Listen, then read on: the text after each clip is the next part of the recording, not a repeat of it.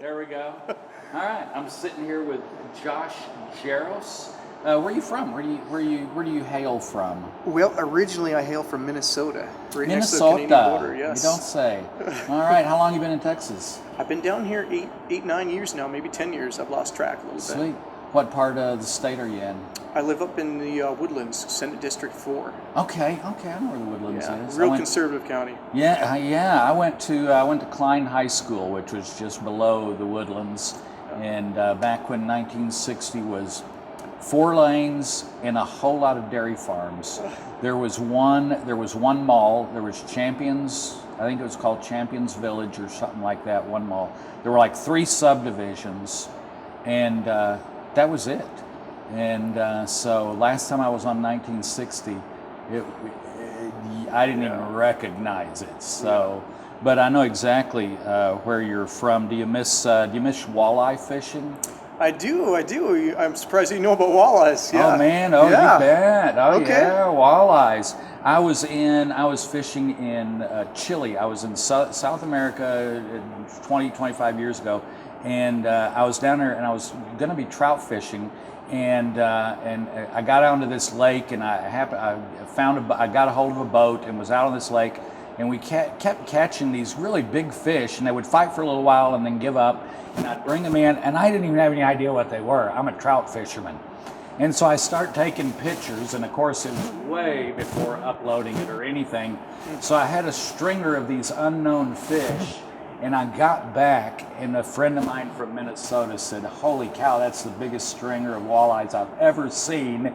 Yeah. And I said, "Well, I didn't even know what I was getting, you know." So anyway, but Minnesota people. So why did you come down here?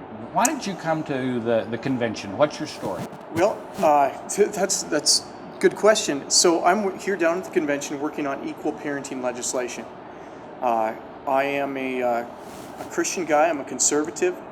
I got married, I guess it's been about 12 years ago now, and I went through a divorce. Never thought I would go through a divorce.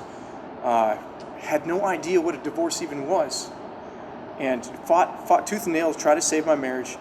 Was unable to do it, dragged into court against my will, and I ended up seeing my kids on weekends. And it has been a nightmare. And, how many kids do you have? How old were they when this happened? My kids were 1 and 3 when this happened. So they were really young. Really turned their world upside down, turned my world upside down, and sort of kind of muddled along for a while, and then I decided, I need to do something about this. And so I ended up in Austin at the Capitol for some fathers' rights rallies, met some other folks, and... Wait, let me stop you there. Fathers' rights rallies. Yes. Okay, I just wanted to make sure we were very clear. All right, fathers' rights rallies in Austin. All right, go ahead. So you went to Austin and showed up to these rallies. Yeah, I showed up at a rally. People said they were going to get together, and we were going to talk about parenting and possession time, and we were going to talk to some legislators. So I figured I'd go and see what it was all about. And I ended up meeting some folks there, became really good friends with them, and it's really evolved. That was about 4 years ago. Now I'm good friends with these guys, and we're working on legislation. Okay. What? That's an interesting idea. Fathers, I listened to some of your testimony yesterday. In law, everybody's kind of equal under the law, right? I mean, or is it the application? Is it the culture? Where is it that you feel that you have to fight for men's rights? Where is it something in the code or in the law that's unfair? Is it what? Explain that to us. Well, we say we live in a society now that has equal rights for everybody, and when it comes to this issue, and I take a little bit of an issue saying that it's just a father's rights issue, because the group that I work with right now, we support both mothers and fathers. Okay. So we do have some mothers. So my group's called Americans for Parental Equality, but regardless, we support both mothers and fathers on this issue, but there is no equality. And the way that the court system is set up right now, if 2 parents go in there, if a mother and a father go into court, that judge is going to decide which parent is the better parent. So you're choosing which one is best. So right there you have an unequal standard. You have two groups of people, and one is going to be better than the other. How does the judge decide that? I mean, is that just on testimony, on evidence, or just his gut feeling? He looks out and says, you look pretty like a loser. I think we're going to give it to her. How does that work? It really comes down to the personal opinion of the judge. And there is some factors, obviously, that play into this. We tend to find that judges that are women, there's seems to be more women that end up with the children in that situation. Not always. I think a judge's background plays into it. But I think from a cultural perspective, if you were to decide whether a mother or a father will get the children, and this is an illustration I'll give you right now. If you were walking down the street here in Houston and you came upon a family, a child, a mother, and a father, and they were starving, and you had one slice of bread, first of all, you give that slice of bread to the child. Right. Now, if you had 2 slices of bread, you give it to the child and the mother. Okay. If you had 3 slices, you give it all 3. But you see, we have a standard. We have a propensity to look at the weaker elements in our society and to give them preference. So I don't know that necessarily judges are biased and saying, hey, women are better parents than fathers. But I think what they're looking at is, man, it's really tough to take something away from a mom. And I think so in that respect, I think it's a cultural thing as well. Okay. I find that, yeah. And here I'm talking about parental rights, and I don't have any children. And that was a choice, that was a conscious choice I made a long time ago. I regret it now, but hey, can't go back and live it again. So do you see, you were up here, we're talking about the platform. You said that this may be the one of the priorities of the Republican Party, and it may be the least known priority ever in the Republican Party. So you've testified in front of the Priorities Committee.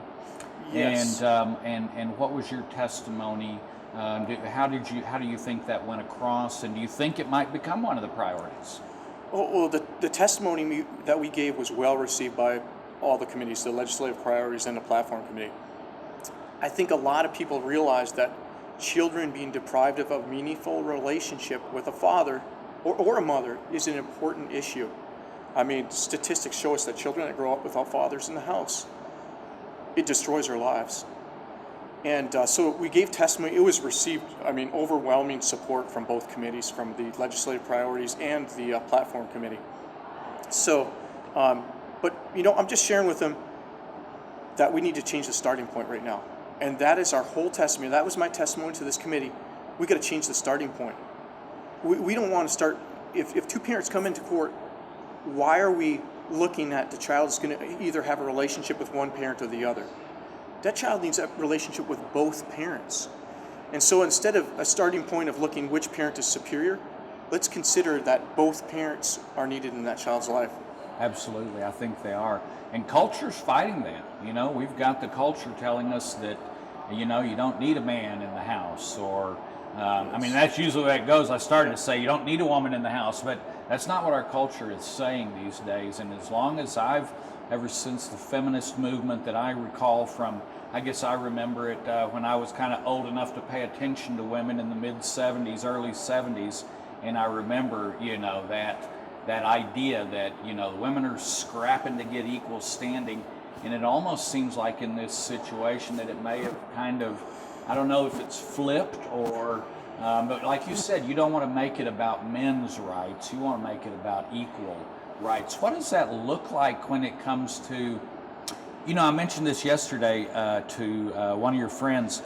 There was a case in Colorado a number of years ago where there was the argument over which home the child would live in and which one he would travel to on the weekends or something like that. And the judge finally settled it by saying the child is going to stay in this home, but the parents are going to trade places every X number of days. And I had never seen that solution before, and I thought it was brilliant. So instead of the kid having a suitcase, yes. And how often have you been at a truck stop out in the middle of West Texas and you see the truck with the kid waiting and the other truck pulls up and it's like, they trade kids in the parking lot of the Dairy Queen for the weekend.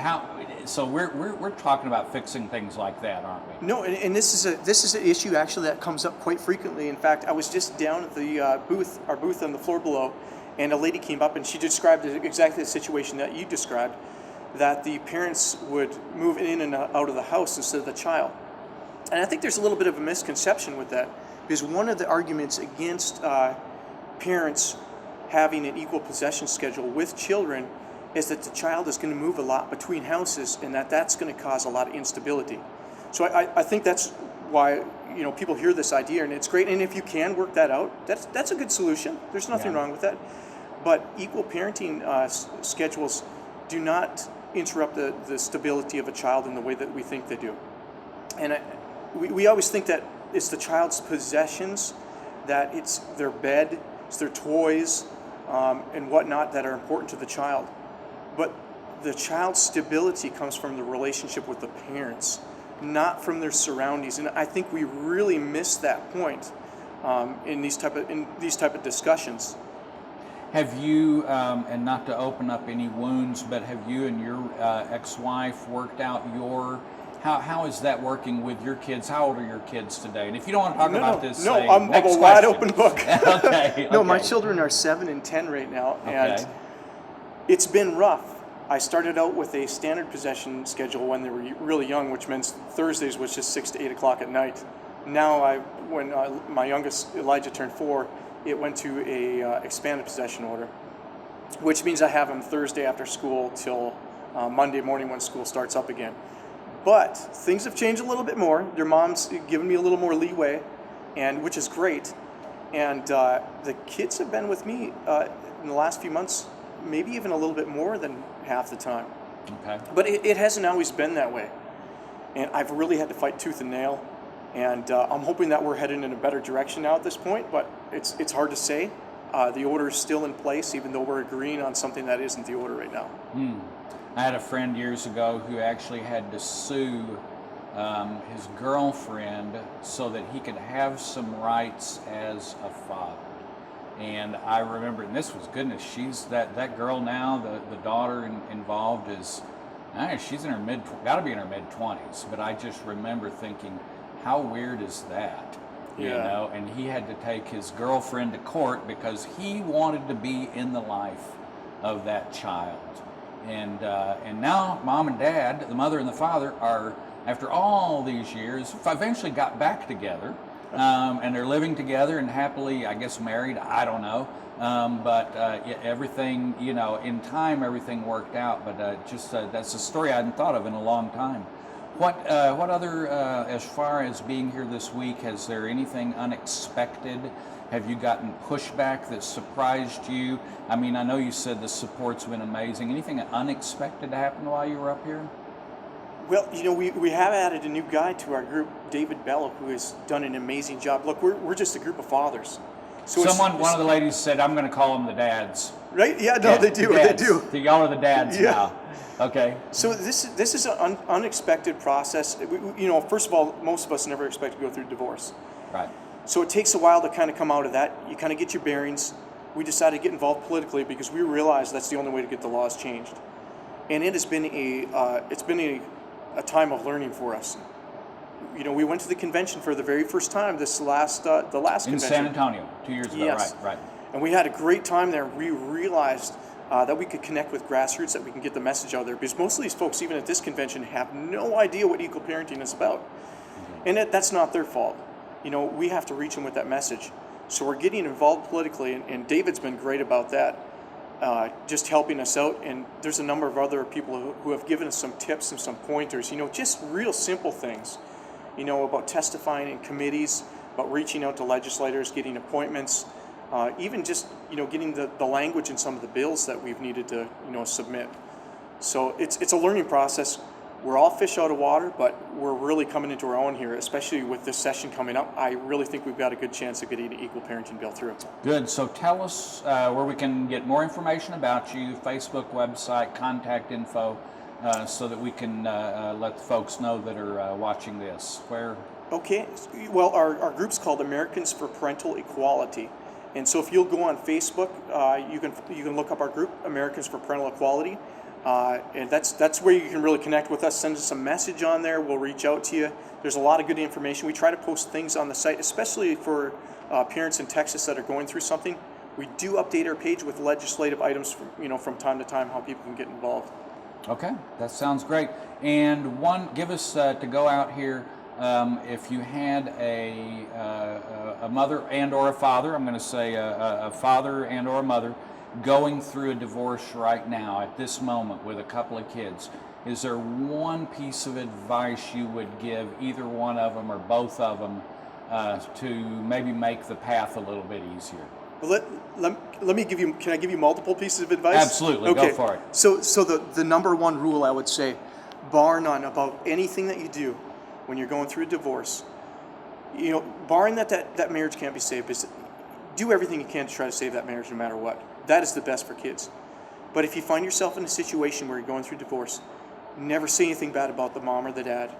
Never say anything bad about the other parent, especially in the hearing of the child. That will sabotage any hope of having a relationship with that child in the future. That child will remember those things. That child will be hurt by that. That's like poisoning your own child. So if I could say there's one thing that is bar none above anything else, never say anything detrimental about that father or mother that you're a partner with in that child's life. In front of the child. In front of the child. child. Anywhere at all, but Yes. especially in front of the child. And another piece of advice that is really important, because there's a lot of fathers out there right now that have minimal time with their children and are starting to see some of the effects on their children through fatherlessness. And I give these 3 things that every father should do. I'll try not to get too teary-eyed about it, but It's all right. number 1, tell your child that you love them. These kids that are going through divorce, it's Right. tough on them. They need to know that you love them. Yep. Number 2, tell them that you believe in them. When a child grows up in a fatherless home, he's always wondering, am I good enough? Am I approved? Right. Can I do life? And when you tell them that you believe in them, that gives them confidence in themselves. And the third thing that you do, tell them you're never going to give up. Those are 3 things that if you're going through a divorce, tell them you love them, tell them you believe in them, tell them you're never going to give up. And I'll tell you what, that'll do wonders. I tell those same 3 things to my 2 kids, and I model it, and it's made all the difference. Man, I can't think of a better place to stop, Josh. It's been really good. We're going to keep you and your family in our prayers, and thank you so much for coming up here and taking the time. Thank you. And that's a pretty sharp-looking tie, too. I'm telling you, gotta hand it to you, that sharp. All right. Thank you, Jeff. Thank you very much. That was excellent. Good. Thank you.